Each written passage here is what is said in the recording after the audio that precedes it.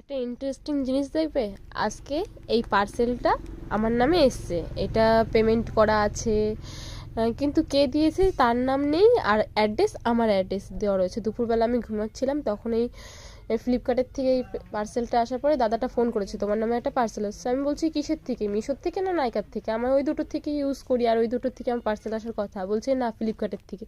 আমি বলছি আমি তো ফ্লিপকার্টে কিছু অর্ডার করিনি। বলে কি তাহলে নিয়ে যাও, তারপরে দেখো কে দিয়েছে। ঠিক আছে চলো এর ভিতরে কি দেখা যাক। এর ভিতরে আছে, আমি খুলে দেখেছি একটু আগে, তোমাদের সাথেও সেটা শেয়ার করছি যে আমাকে আজকে একটা পার্সেল পাঠানো হয়েছে। কে পাঠিয়েছে সে তো জানি না, কিন্তু দেখাই চলো তোমাদের।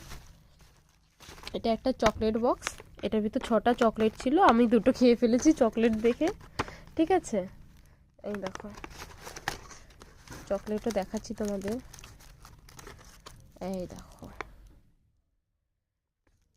দেখেছো এখানে 6টা চকলেট ছিল, তার থেকে আমি দুটো খেয়ে ফেলেছি অলরেডি, আর 4টে আছে, তার সাথে একটা কার্ড আছে।